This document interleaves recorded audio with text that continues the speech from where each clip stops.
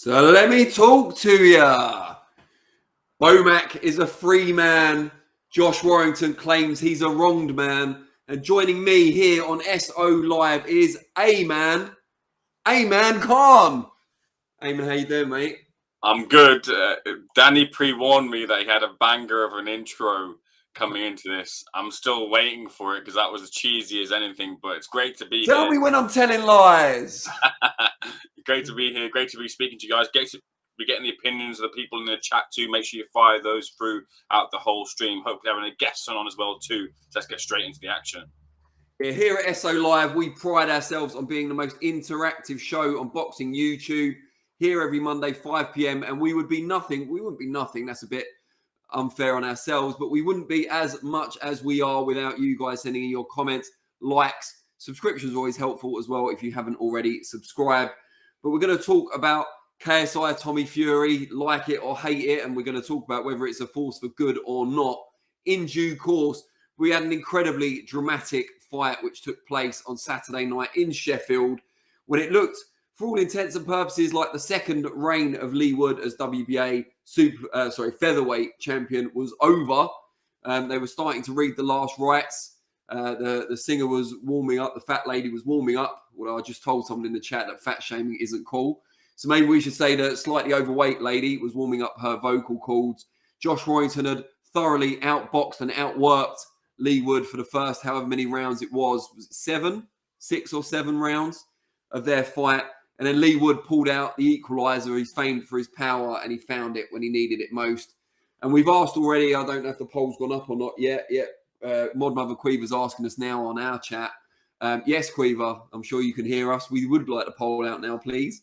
And the question is going to be, was the referee right to stop Josh Warrington against Leigh Wood or not? And we'll come first to Mr. Ayman Khan. Was he right?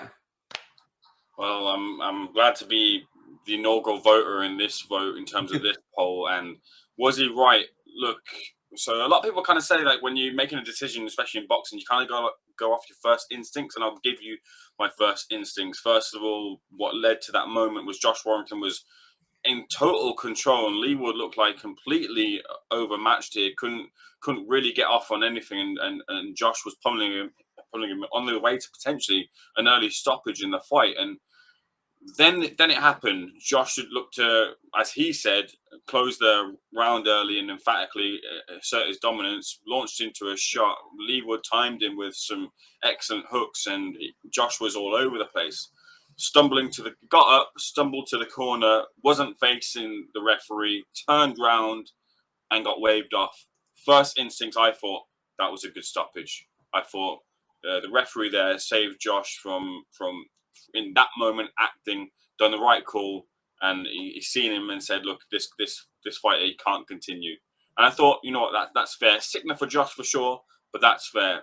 Now, in the aftermath of it all, and especially listening to Josh Warrington's account of it, Josh said, I got up, maybe a little bit too early, stumbled, my legs betrayed me, but I was there. I was there in that moment, kind of half laughing to my dad, my trainer, saying, F, how did I get caught by this?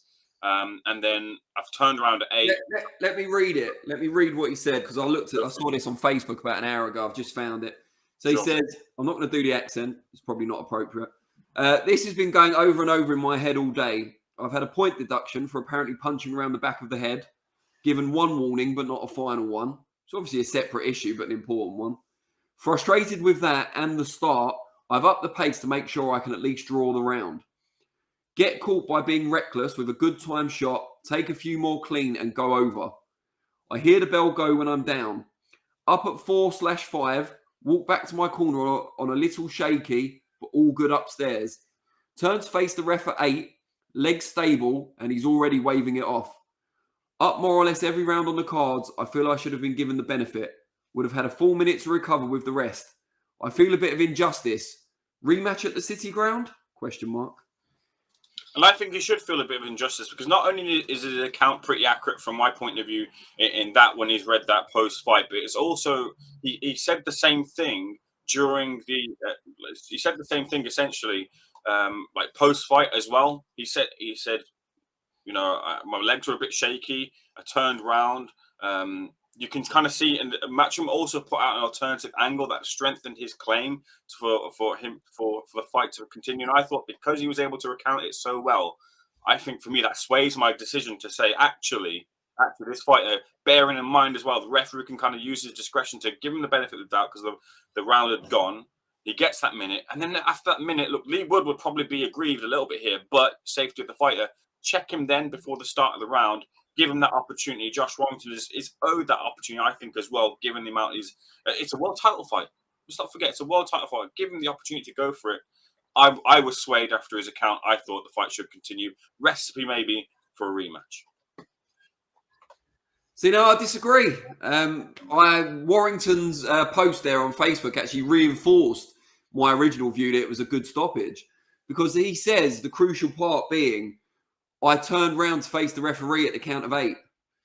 How can the referee make a sensible judgment on Warrington's mental acuity and capability to continue if he can only look at him, look at his body language, and more importantly, look him in the eyes for 2 seconds before the 10 count finishes?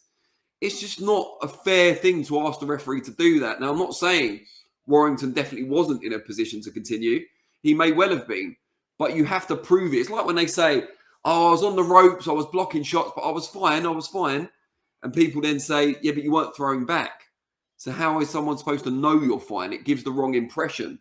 You don't know what angle the other person's got, and whether it's a judge doing the points badly or the referee making a bad decision. The referee can only see what you give him the opportunity to see. He can only make a judgment based on the evidence at hand. And for me, he didn't have enough time in those 2 seconds remaining. Now, if Warrington's right and the ref waved it off without even looking him in the eye, that's a separate issue, and I would have more sympathy. But if he's looked at him and thought, oh, I'm not sure either way, I always think it's better to err on the side of caution than the other possibility there. Having said that, I would quite like to see a rematch at the City Ground because Warrington had dominated the majority of the fight before the finish. I think a second fight would be just as exciting, if not more so, probably more competitive.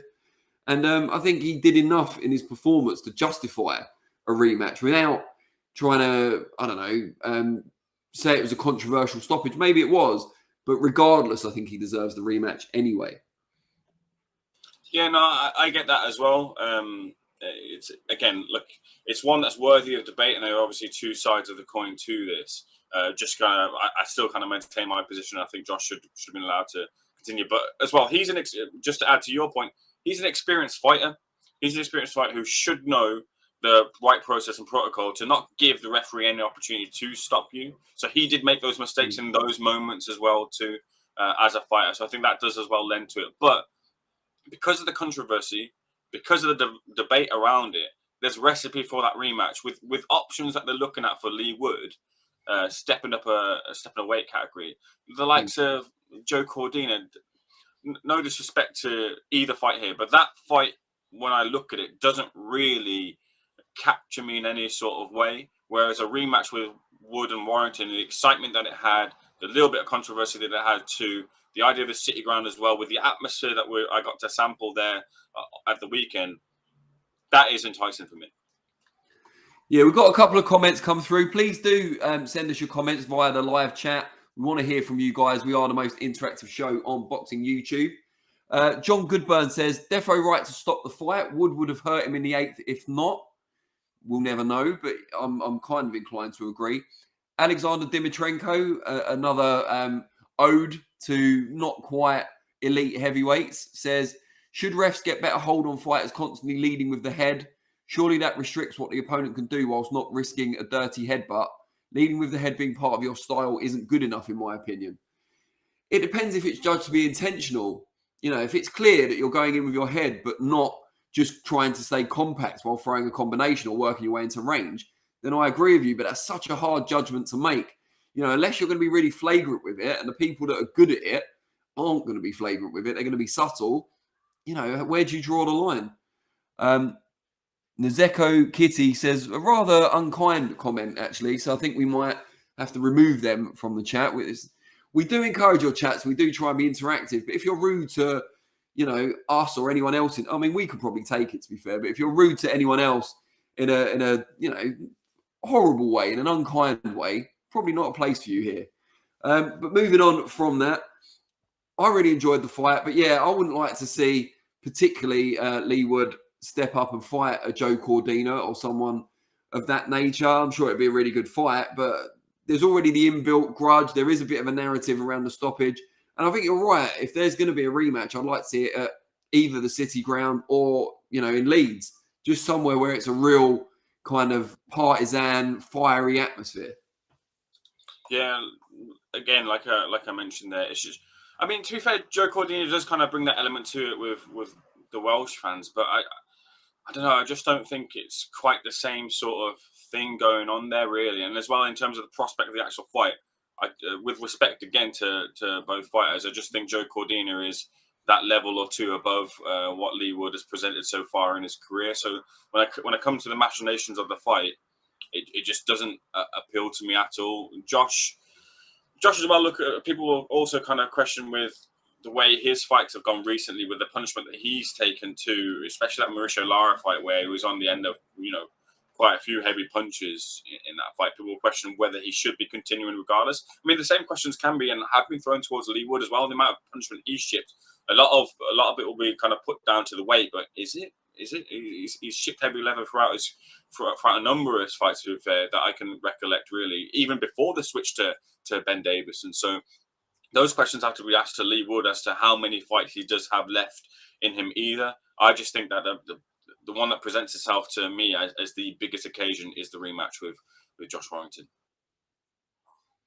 Nazeko Kitty, we accept your apology, but if there's any repeat behaviour, you will be gone for good, or until you create another alt account, obviously. Yeah, I've really enjoyed the fight. I didn't watch all of the bill. I watched a couple of the other fights, but thought the main event really delivered. It was dramatic. And most importantly for me, as a man who's getting on in years and has a young child, I was really glad that the main event began at around 10:30 p.m. I'd like to see more of that. So if other promoters, not naming any names, are watching this, and I'm sure they are, please make your main event start a bit earlier. We're not all spring chickens anymore. And I think boxing demographic kind of skews a little bit older anyway. But yeah, what did you make of the show as a whole, Ayman? Name and shame. Yeah, to be fair, I quite enjoyed some of the fights I saw myself. Janae Boston is a fighter on the up. Look at when prospects come through, you don't really know, or can really establish what level or what potential they have unless they're really kind of blistering out their opponents. And not every fighter does do that. Some fighters are slow builds, but in terms of his skill set and the way he applies himself in the ring, I think there's a lot to like for him. Secondly, then I thought Hope Price versus Conor Coghill. Look, Hopey again is one of those who he's starting to have the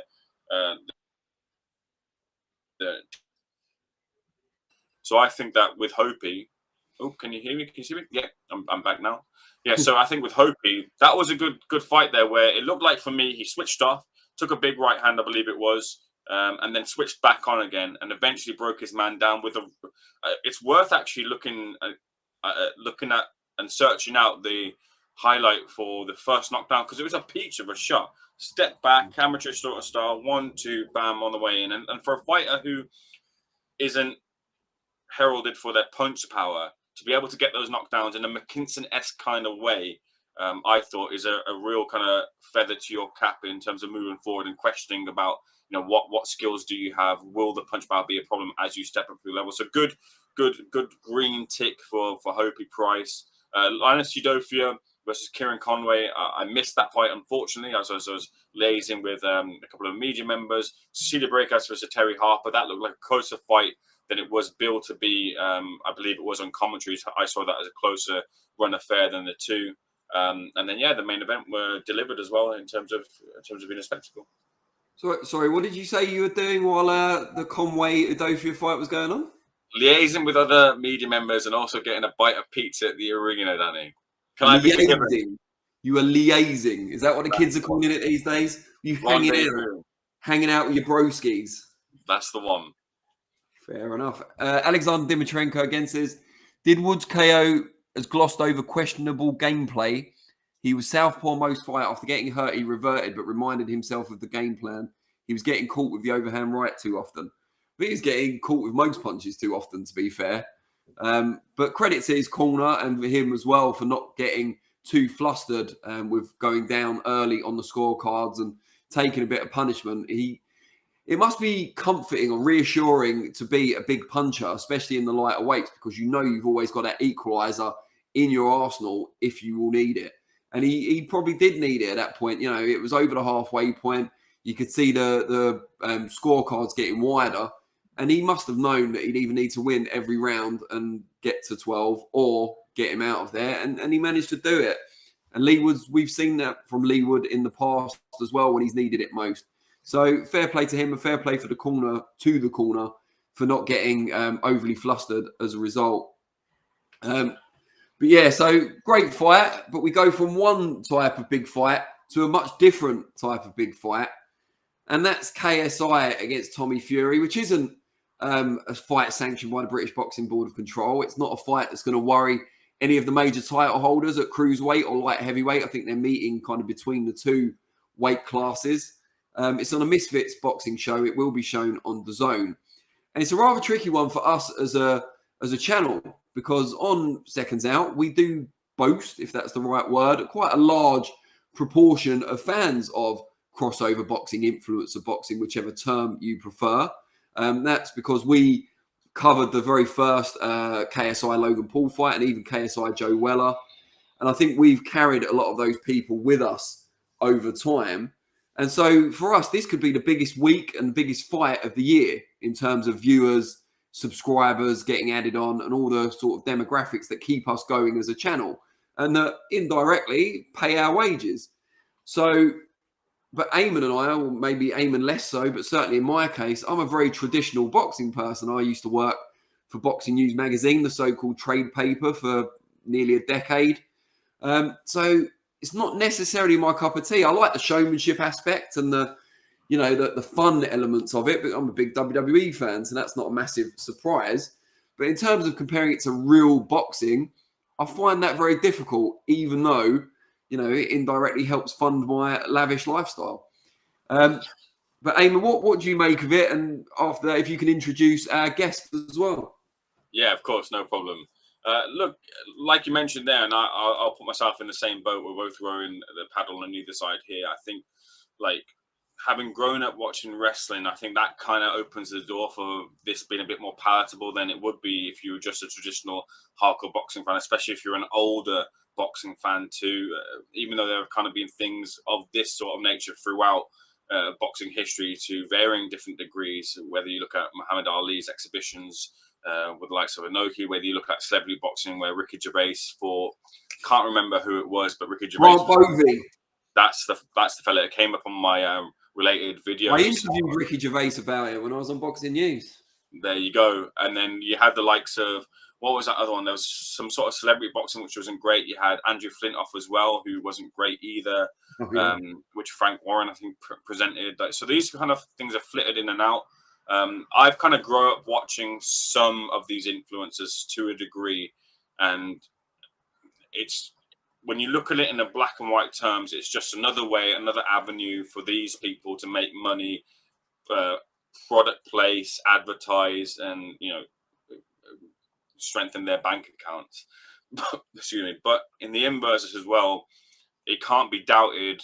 And I think we're starting to see, especially if you look at social media, the actual impact where it's having, where these social media stars are boxing, they're putting out clips, and then other people are wanting to get into gyms and box to a degree. Now, whether they become world champions or superstars, whether they become influencers, whatever, the important thing is they are getting to the gym. The important thing is people are going through the doors. And if you look at a grassroots level, these are gyms which are underfunded. A lot of them are shutting down. A lot of them are seen as not very favourable by councils. I could keep going on forward and forward, but hopefully it brings some lifeblood to the sport, which traditional boxing isn't doing because the interest isn't there at the moment.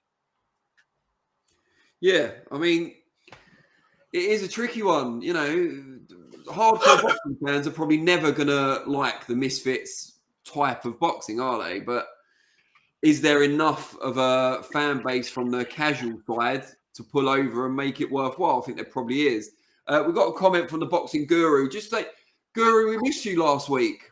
There was no one here to give me abuse, so I had to make do with Ayman. And I never feel it's, heartfelt when it's coming from Ayman. We needed you back. He says, will either of you be covering Misfits this week, or will it be another UK event where Raheem pulls rank and flies over to undermine the UK reporters? The simple answer to that question, Boxing Guru, is a bit of both. Raheem is coming over and will be at the Misfits event and for Fight Week itself.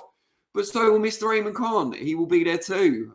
So bit of both, bit of old school, bit of new school. Maybe a kind of metaphor for Misfits boxing as a whole.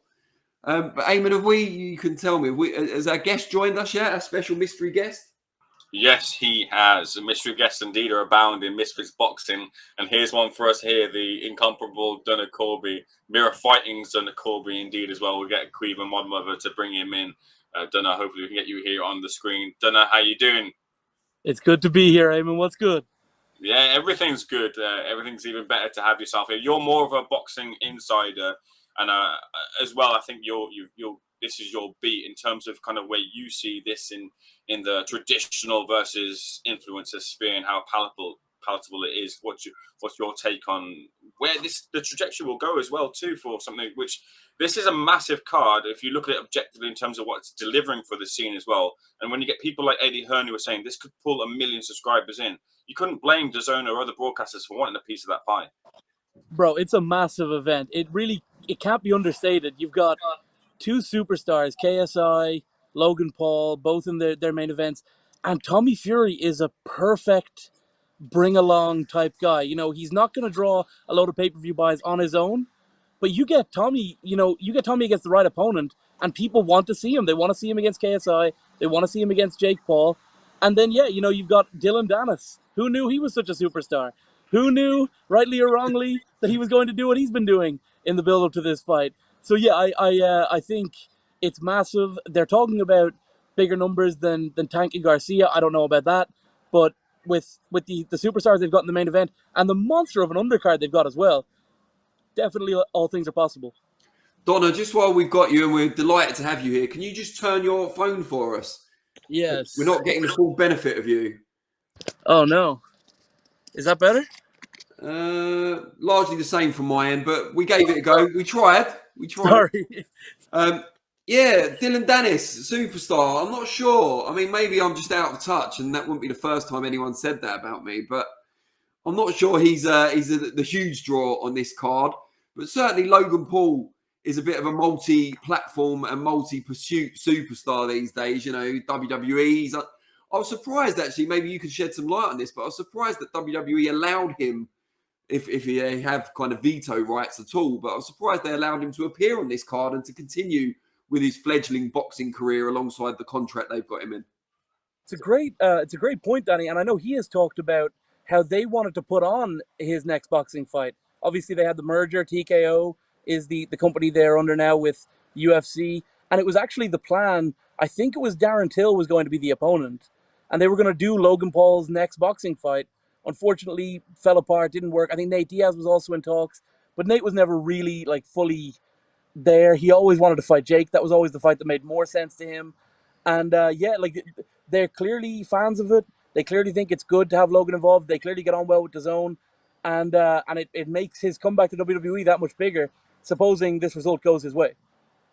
Yeah, it's a very good point, I suppose. Yeah, it's added publicity, isn't it? And it's just like on Seconds Out, it's attracting a different fan base to our core viewership, which is always good.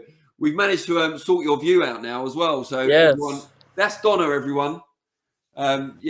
Keep an eye on that face because he's going places. He will refuse to come on here in a few months when we try and have him back. He'll be too big for us by far. Just waiting for Ayman to do that as well. Everyone leaves me eventually and we'll start crying. But yeah, huge event. Donna, what's your kind of background in terms of combat sports? So have you come up as a traditional combat sports fan, like boxing and MMA, or have you always been into the influencer side? What's your kind of moral battle, if you like, or do you have one? No moral battle with anything, Danny. You know better than anyone that you can't battle morally about anything. And no, I think I love boxing. I love MMA. I got into it through Conor McGregor. You know, I was a teenager, finished up secondary school when Conor was on the rise. I remember staying up till 4 a.m, watching his fights at the house. And I've always been big into combat sports, and then I got into journalism. I was initially covering football, then I got into every sort of sport when I was working at the Daily Mirror in Ireland, and then got this job working as a boxing and MMA reporter with the Daily Mirror in the UK. And things have been tremendous over the last couple of years, and like you said, more to come, hopefully. But no, I think it's I've always been a fan of all of these guys. I love Logan Paul, love Jake, love KSI, all of these guys. Like Ayman is a little bit older than me, but not too much older. And he would remember, like when we were growing up, KSI was the guy on YouTube. And then Jake showed up, and then Logan showed up, and a few other people. And now there's a whole new generation of guys. But yeah, I've always been a fan of them, and I think it's just amazing that I can kind of mix both of those things through this whole boxing thing. And as Liam66 points out, and I think it's a fair point, won't be any black curtains at the KSI show, that's for sure. Yeah, they've had a couple in the past, but this one is a monster. This one is the full 21,000. You won't see any black curtains at this show. It's absolutely massive. And before we talk about the influence of crossover, influence of boxing as a whole, and I think that's a meaty subject worth getting into, I think we need to each kind of say how we think the fight's going to go. And I'm not an expert on influencer side in the same way as you two probably are, but I'm happy to give my 2 pence. But you guys go first. Ayman, starting with you, how's the fight going to go? Who's going to win and how? So in terms of KSI versus Tommy Fury, we'll start at the top. I mean, look, it's hard not to kind of equate when you're thinking about predictions for this fight in terms of how Jake performed against Tommy Fury. And really kind of, if you're objective in this scene, you look at Jake as being the number one fighter in the sphere, outside of Tommy, of course. You look at him as the number one fighter in the sphere. And then if you're looking at the rankings, you then maybe look at putting KSI a second. Now, KSI does have a different skill set, but the point is that Jake's a more accomplished boxer, and Jake was being soundly outbeaten, outworked, and but for a couple of moments and a knockdown during that fight, Tommy Fury won at a canter. So how really is KSI going to fare against someone of Tommy Fury's stature and stature as well, too, in terms of his height and his ability to muscle his opponents as well, too, in those points, which KSI has kind of been using in his favor in fights where he's got that strength through his opponents. He brutally knocked out FaZe Temper. He's got speed advantages and agility advantages, which he was able to kind of use to dazzle Pineda in this fight. But he's not as good as Jake Paul, who wasn't able to put a dent in Tommy. So are those things going to play a factor? Is he going to be able to bamboozle Tommy in any sort of way? I don't think so. I think he's unfortunately a lot more amateurish and a lot more rough around the edges than Jake Paul is. And sometimes that's to a degree might be in your favor because that level of unpredictability, is something that you maybe don't account for. But the Furies kind of do that. The Furies kind of make a thing to bring in novices who are often wild and don't know what they're doing, because then they can kind of make sure that they keep sharp and safe in those moments. So I think they've accounted for that as well too, which means that I don't really see an avenue for success for Tommy Fury. Just to touch on Dylan Dennis and Logan Paul before we bring Donna in as well.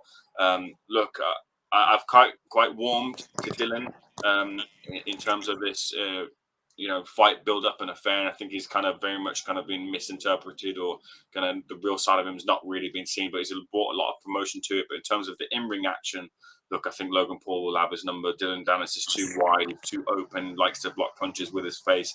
That'll ultimately be his downfall. Can he pull it off? Maybe. I don't think so. Donna, what do you think? What's your expert opinion? Yes, correct, Danny. It is an expert opinion. It is that of someone who knows it so well. So great question, great phrasing. No, I think that Ayman's pretty much hit the nail on the head. I think that the consensus is Jake is the number one, KSI number two, maybe. You could argue there's other people who are better. King Kenny's pretty good. He's on the undercard. There's some other people who are very talented individuals involved in the space as well.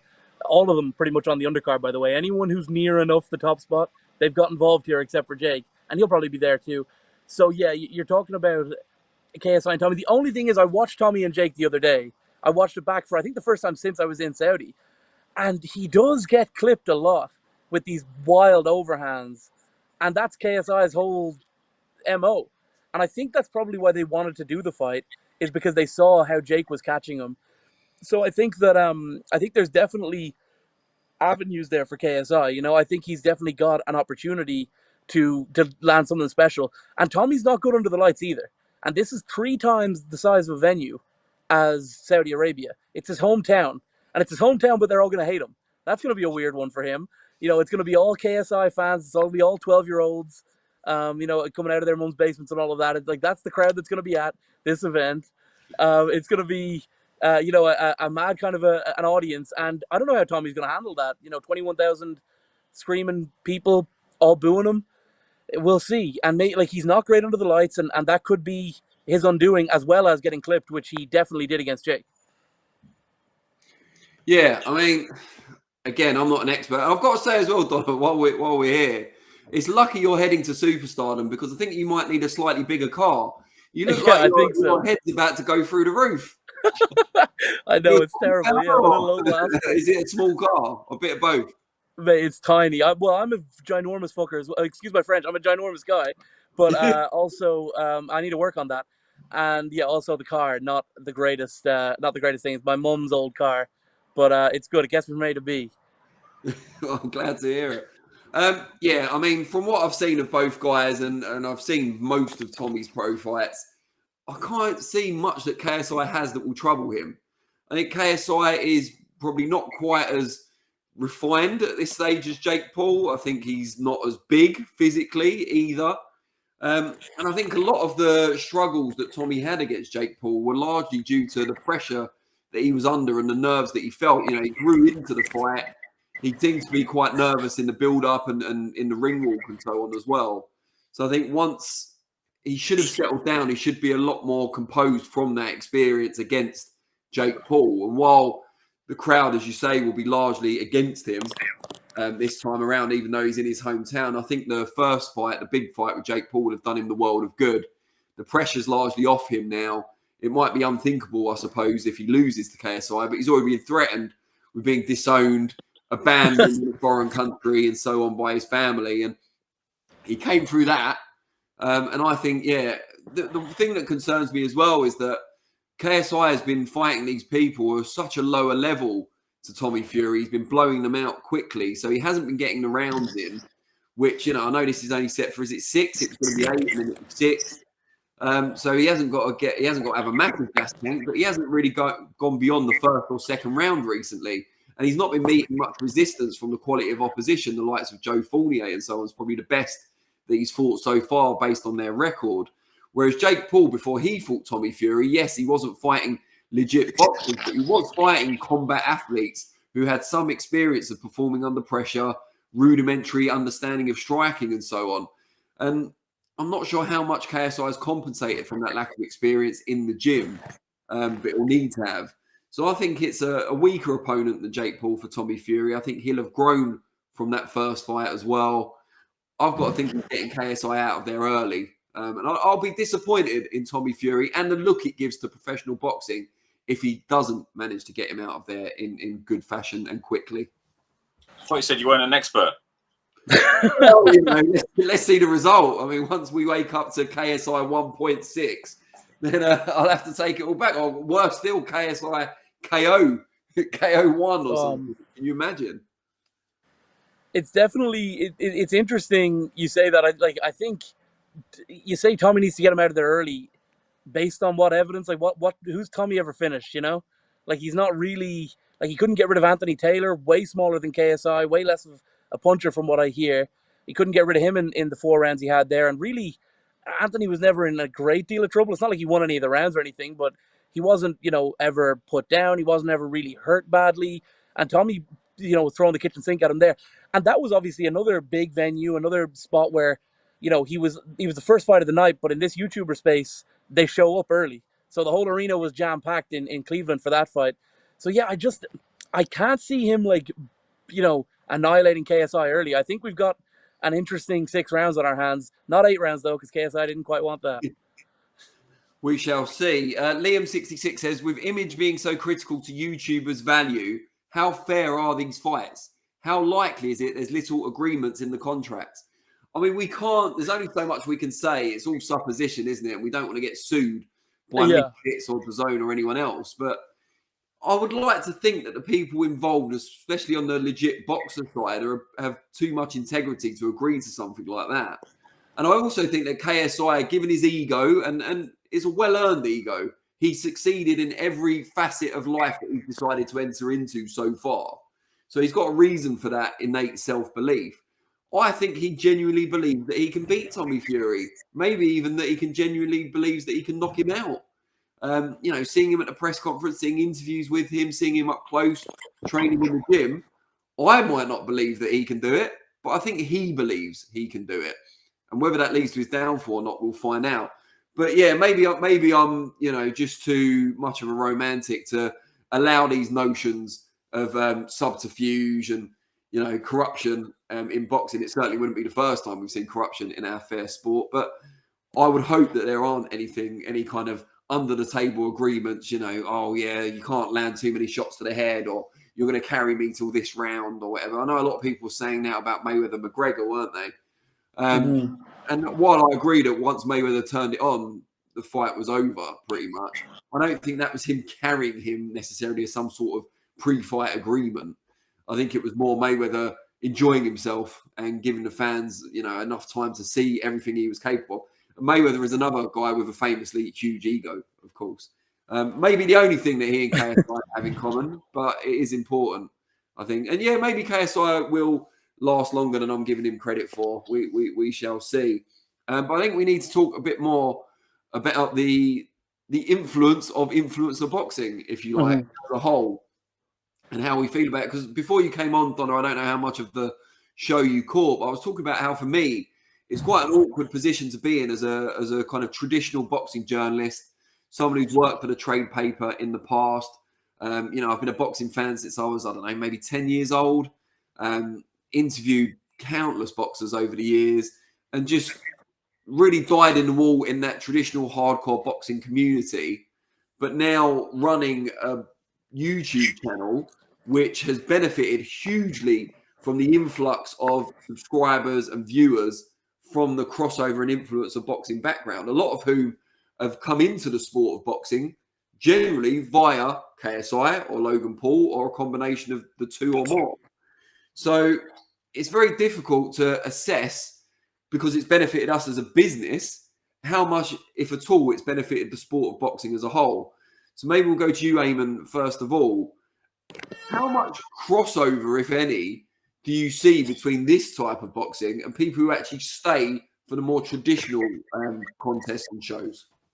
I see minimal, really, right about now in its current kind of way in which it's kind of separated. Before they did try it. They did try it beforehand, where they tried to kind of put this thing where I think it was it Billy Joe Saunders appeared on a Jake Paul and Eason Gibb card. So they tried that kind of element where they mixed the two cards together.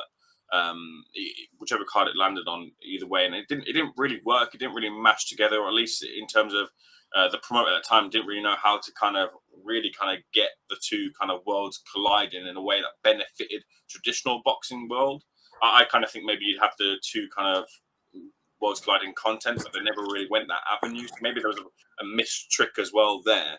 But they're trying to do, and that's since separated now, but they're trying to kind of do it again, but through the Misfits side. So what they're doing now is they're having the Misfits fight, but then they're also having maybe sort of traditional boxing fights with Idris Virgo, who's a professional boxer, not quite Aaron Chalmers, but they fought, and that's kind of the start to kind of introduce you into the next iteration of maybe like a professional boxing standard fight. I think there's whispers and rumors of a $1 million tournament going on for professional boxers to enter into, and then that's kind of the entrance of, you've got your influencer boxing and here's some professional boxing too, and that's great for DAZN. That's what DAZN want, because then that helps their other side, and that helps Eddie Hearn as well too. But right now, as it is, why would anyone watch?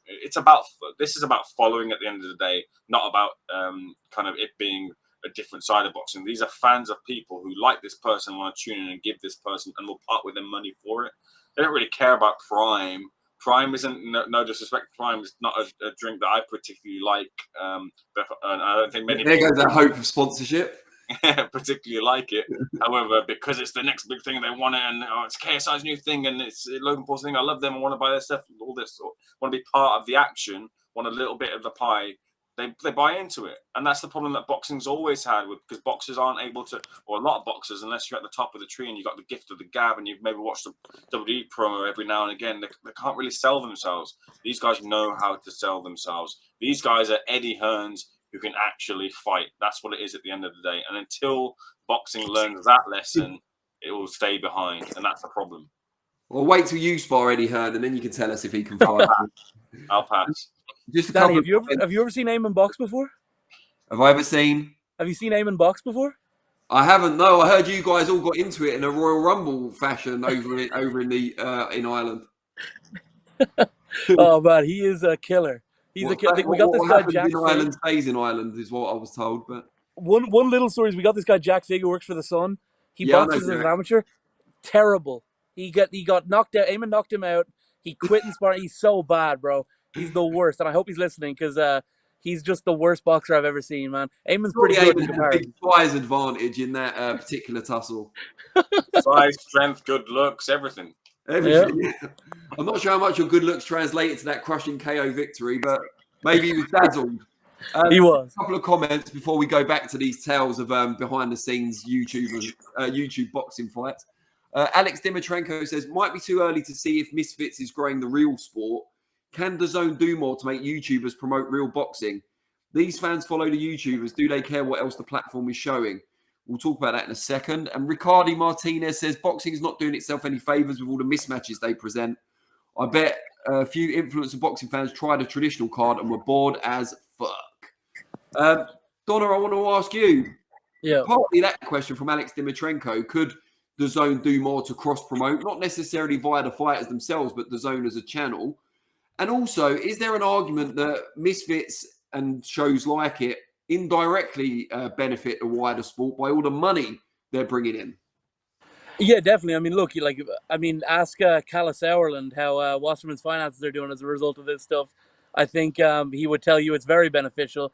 And I think the way that they do it is eventually some people will move over. I mean, the obvious guy at the moment who everyone's looking at, Vidal Riley, he moved right over. I mean, he was always a great amateur, and he's doing brilliant. He's the English champion now. He'll probably go on, win British Commonwealth and go through the ranks because he is a serious operator. But if you could maybe get to a situation where a fight between him and Tommy made sense. So Tommy's after beating all these YouTube guys and showing the level that he's at, and he's after getting this huge big audience from it and selling all these pay-per-views.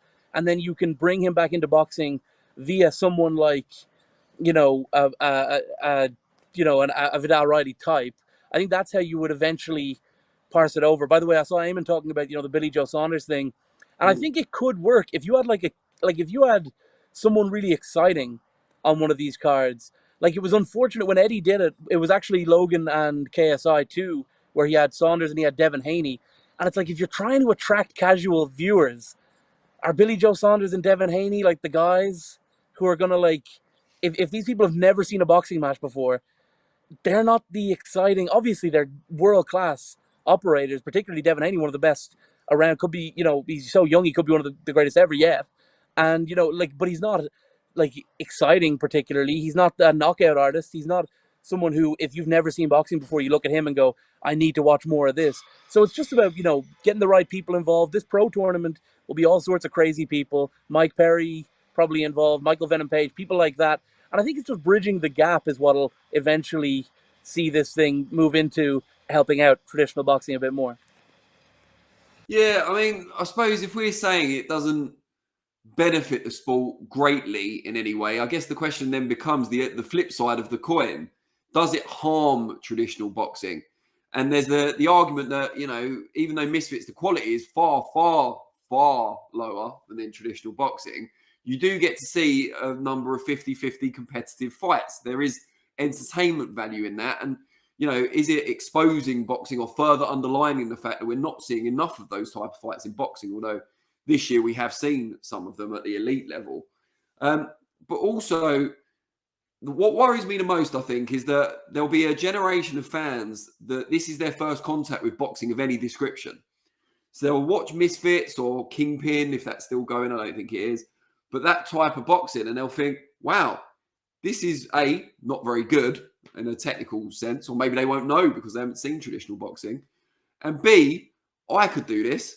This is accessible. If KSI can do it, or at a lower level, some of the other YouTubers, you know, your Slims and so on, if they can do it and they've not experienced boxing before, they've got in the gym, they've decided it's something they wanted to do, they've harnessed their fame, they've monetized their fame and directed it in another realm, they can do it, I can do it. And then maybe they'll go, instead of going to their local amateur club and helping the sport, the traditional sport, for years to come, they'll decide to open a YouTube channel instead, which is obviously their right. But how does that help boxing itself? Surely we want to get the next generation of boxers going through amateur gyms, maybe going to the Olympics, international competition, the traditional route. But how do we make that seem attractive when you can make millions being a YouTuber and then just dabble in boxing later on anyway? You know, I really thought you were going to go a different direction there halfway through that, because what I've been concerned about lately is like a lot of these guys have now decided, don't worry about the event, don't worry about getting it sanctioned, don't worry about any of that. And you'll just find these guys with no weight classes, no experience, maybe not even the proper equipment, like boxing in gyms and stuff. Like you see a lot of these streamer guys doing that. And hold on, that's a little hypocritical there, Donna, considering you guys have all been fighting each other in your front room. Of course, it is hypocritical, but you know, I'm not saying we don't broadcast. Oh, we actually did broadcast the last one, but it doesn't matter. Like, yeah, but I think that's probably the bigger concern is like, you see a lot of these guys, you won't know these people, Danny, because they're not in the boxing world, but guys like, you know, Zerka, Sneeko, Bradley Martin, like you have Sneeko, who's about 145 pounds soaking wet, and then you have Bradley Martin, who's famously 260 pounds, and they're boxing each other in between like rowing stations at the gym, and Bradley Martin absolutely clarting them, putting them down, and it's like that's a bit more dangerous. And I think if they don't nip that in the bud, that's probably a bigger problem than what you're talking about, people wanting to become YouTubers and stuff. Because at the end of the day, like if people, you know, if someone's athletic and they think this is a way in, you're starting to see that with certain guys already. You know, you're seeing guys who don't have much of a following, but they're coming into it because of their basis in like watching YouTube boxing. You're seeing guys who are trying to become boxers, and it's like, well, maybe it's going to be a little harder to go through the amateur route, and I should maybe start a TikTok page and build up some following that way and get, you know, get myself better known through that. I'm seeing a lot of guys like that, including guys who are on Misfits. So there's definitely two sides to it, and I certainly understand what you were saying, but there's also the possibility that it could attract a lot of people to the sport. You will start seeing guys in Misfits very soon who, you know, want to build an influencer career, but have decided the boxing is going to be the way they do it. And I think that's not, you know, the worst thing in the world. Well, Ayman, I'll come to you in a sec, but just a couple of comments to get through. And also, had the results of our first poll of the evening, which was in the Leigh Wood Josh Warrington fight. Was the referee right to stop the fight? And 64% of people were correct. I mean, 64% of people said yes and agreed with me. But 35% agreed with Ayman and said no. It's all right to be wrong. We learn from our mistakes. I'm joking. By the way, can I say on that, I know you have me on here to talk about fake nonsense boxing, but I really want to see more Josh Warrington rematches. Everyone knows how great their last one went. So I think that the best thing is more Warrington rematches. I think Warrington's done, but that's neither here nor there. Maybe we need to see Warrington Frampton rematch. We never got that one. Frampton out of retirement. He's got a book out, I think. So, you know. Yeah. Alex Dimitrenko says, if it's making promoters money, why would they invest in pro boxing when the return is less than if they pay YouTubers more to fight? And YouTubers' purses will most likely be increasing as more Misfit shows do well. I'd say that's undeniable. Liam66 says, are the big promoters signing too many small hall fighters, meaning we're seeing many uncompetitive fights on TV where before it would be on small hall shows? I don't think it's that they're signing too many small hall fighters. I think it's more that there's too many TV promoters. So they're all competing for the same block of talent. You've got your fully contracted elite fighters, and then you need opponents for them, and they're all competing for the same opponents, which means the quality is necessarily diluted as a result. But I don't see that ending anytime soon. So what can we do? Maybe more promoters working together, if that's possible. Ayman, what do you think overall? Do you think influencer boxing, crossover boxing is a what do we call it? A benign influence on traditional boxing, or is it, you know, a negative or a positive? Where would you place it? At the moment, I think it's a negative on boxing personally. If you, I remember having a conversation with a former world champion who will remain nameless for now, and they told me, look, people are saying that these two worlds are separate and it's not boxing and it is boxing. Forget about the perspective of people who look at it as boxing, but the position is logistically what it's actually doing is this demand for influencer boxing is taking away arenas, it's taking away dates, it's causing clashes for boxing because there are less arenas and less dates to go on because broadcasters want more influencer boxing, which means there's less want for traditional boxing, and it means it's harder to get places and get your traditional boxing action and boxers in the ring. That's an issue. That's a problem. Because if the broadcasters start favouring the influencer boxing, then there's less money to go around. And you think hopefully promoters will be forced to make those fights, but promoters aren't forced to make fights right now. And why would they do it for even less money? So that's a trickle down problem that I don't want to kind of get to or see to, because that puts us in a real bad position. I think for the influencer boxing sphere to have a real net positive effect, and I'm going to go a little bit ballsy with this. I think we kind of need. Oh, sorry, just to make one other point as well. Sorry, Joe back as well. They're also talking about going to Vegas. What a landmark moment that would be if they get Vegas as well. And again, taking Vegas away, taking Vegas dates away too. That's massive if they end up going to Vegas. But yeah, I'm going to go with this. I think what influencer boxing needs essentially is one of these influencers to take it serious, to go down a somewhat traditional route and win a belt of significance, of meaning, so that people who follow them say, wow, this guy's actually done something, actually won something prestige, because then people in boxing talk about that as being a real legitimacy. And there is one fighter looking to do that, looking to really kind of put himself in the legitimate limelight, and that's Jake Paul. And if Jake Paul does do that, I think then the perspective will switch. I think then we'll get a net benefit to boxing, because people who are watching him will say, hang on, maybe I can win the world title. I'm young enough. I'm following him. If Jake Paul could win the world title, sorry, let's not get ahead of ourselves. Yeah, steady on. Win something somewhat legitimate, then hopefully other influencers will want to do the same thing. Right now, whatever belts are going on right now, they mean nothing. They're absolutely nothing. They're just there for show. It's performative. No one wants to win whatever belt. I don't think even the people who follow it even care. I don't think the belt holders even care. But something actually significant could change things. Clarky Balboa says, it's like saying you're a plumber because you've done a course compared to a plumber who's been in the game for 20 years. Yeah, I mean, they are completely different. It is kind of a shortcut to fame and to athletic kind of celebrity. But if you're going to take the time and build your audience, because that does take graft. It's not the same sort of graft as learning to box, sure. But it is an achievement in its own right. Then it's all about monetizing that audience that you've built up. So it's hard to criticize them for it, but are there safety concerns? And Donna, will come back to you because, you throw health and safety out the window as well as some of your combatants in Ireland, I believe. What do we need to worry about one of these YouTuber influencer boxers getting hurt at some point? Yeah, I was I was actually in the corner of one of the fighters at Misfits 009, Ben the Bane Davis, and he was fighting Gabriel Silva, and there were points in the build-up. I can say it now that the fight's over, and we won knockout of the night, first round. Don't need to worry about the result of the fight itself. We were knockout of the night. Doesn't matter if we won or lost the fight itself, and we did great.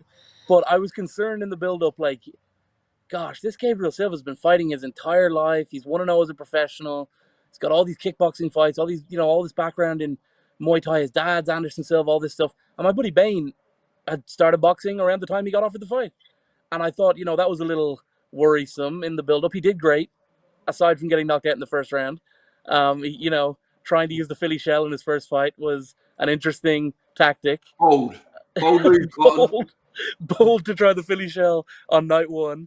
But yeah, I'm definitely concerned at some point that we're going to see, because it's hard to tell as well. Akala was saying this to us on the Mirror Fighting show a couple of weeks ago. He was like, I hate the late notice replacements. That's his problem, is like if someone pulls out and they grab someone in the last couple of weeks, there could be a ringer, there could be someone who's got a bit of experience, who didn't really, hasn't told you how much experience they have, all of that stuff. And boxing is the most dangerous sport out there. So it's certainly a concern, and it's something I am concerned about actively. We've got another poll up. I don't know if you've seen it, but it's KSI Tommy Fury in the live chat at the moment. Who wins? kept it very simple. You know what we all think. We all like to think we're experts as well. So, yeah, let's see what you guys think. We'll see how much of a fan base KSI and Tommy Fury respectively have on our live stream. But yeah, just to kind of round off this subject, and Donna, we'll start with you because you, I would imagine, know more about this than we do, probably combined. But what do you see as the future of YouTuber boxing? You've said about, maybe people taking it seriously, people who decide to go straight into boxing from the influencer background. But do you see it continuing to grow? Do you see there being a ceiling on it? It's a good question, and it's hard to answer. I mean, the ceiling, a lot of people think this Saturday is the ceiling. I mean, like, it doesn't get a great deal bigger. I guess Jake and KSI is the fight. And I think that it's the fight regardless of what happens on Saturday. I've been saying it to Mams and Nikisa for ages. Is like, Jake could lose 50 fights, and KSI could lose 50 fights opposite him, and people would still want to see these two particular guys fight each other. I think you see that in traditional boxing at times as well. Not as much, but these two guys just have this rivalry. So I guess that would be like the climax of the whole thing. That would be the end of it. But so long as there are people who are interested in getting in there, and so long as there are promoters willing to put it on, and Misfits, they're 2 years into their 5-year deal now, or maybe a year into it. So we'll see how that progresses. I mean, Misfits clearly have big plans, and there are a lot of personalities around. So maybe you'll see it kind of morph into something a bit more traditional. Maybe you'll see, I mean, like someone like an Anthony Taylor could end up becoming, a big guy, and he's obviously a proper fighter, and that's his background. So it's hard to answer that question. I mean, God knows what the future holds for any of this stuff, but I think there's a solid possibility that that we see this stick around, and there are new generations of guys. Bryce Hall just did the bare knuckle boxing. We haven't seen anyone do MMA yet, except for maybe Aaron Chalmers or CM Punk, and obviously Chalmers did a bit better than old Punk, but we haven't seen any of the YouTube guys really go over into that world. So maybe you see that happen at some point. And I think there's just a lot of avenues where it can go. And we're going to be, unfortunately, Danny, I know that this is not what you want to hear, but I think we're going to be watching YouTube boxing for a while. It's all the things I didn't want to hear. We'll have no more CM Punk slander on this particular show. Ayman, we've just seen the results of the poll come up there. Tommy Fury, 75%. KSI, 25%. It's hard being right twice in the space of one show, but, I won't make a habit of it. What do you make of Tommy Fury's future? We've talked about the future of Misfits boxing, but Tommy, go both ways. If he wins and if he loses, what do you see him doing either way? Well, if he loses, wow. He's got to get a quick rematch in straight away because that is not a great look at all. If he loses, wow. What was it? Disowned by the few times. Or one of the cliches that's gone round. I don't think that's an exile is what you want to be in that family. But yeah, no, a quick rematch. I think he'd want for a turnaround, so maybe more money, a bit more of a money spin. But no, look, if he does lose on a general level, no one's going to take him seriously, especially in traditional boxing. He'll be made a mockery of if he does loses. That is I know it's kind of been brought out in like bragging rights and blah blah blah, but no, like who is going to look at him as any sort of credible threat if he does lose, especially after beating Jake Paul? What the hell went wrong? If he does win, is he going to go back to traditional boxing? I highly doubt it. When purses are a lot more smaller, maybe he can command more, sure, but who's going to pay him for low level fights? If I don't know what the zone have this, or I imagine broadcasters have this metric where they can understand like putting a fighter on your card and what they truly bring in. Tommy Fury is getting a lot more backing now in terms of a mainstream profile. He always kind of has had that through Love Island. So it does have that. It's just whether that translates into actual revenue for broadcasters. So I don't, or at least, boxing purchases or people who are going to buy boxing fights. So, but I just think that door on traditional boxing is really closing for him. What he will end up doing is probably rematching Jake Paul, probably fighting Logan Paul, those sort of fights, bank the money, be done. And him and John can sail off into the sunset and be at the Fury fights. That's what I kind of really see happening for Tommy Fury. Just on the point on Misfits boxing as well, I think it's been mooted as well. They want to look at this as like WWE and look at this as like really kind of upscale this to a grand point, and that's going to take a lot of investment. That's going to take a lot of production, and really, I think DAZN aren't particularly interested in that unless it's massive. But if they're looking to do something along the lines of WWE or anything close, really Misfits are going to have to see where they are at this 5 year end of the 5 years. and look to kind of go up to the bigger kind of production companies and say, this is what we can do. We need more budget. This is what we'll provide for you on terms of a weekly. And then we're talking about a real hashtag game change. Well, yeah, we shall see. Game change. I'd forgotten that ever happened.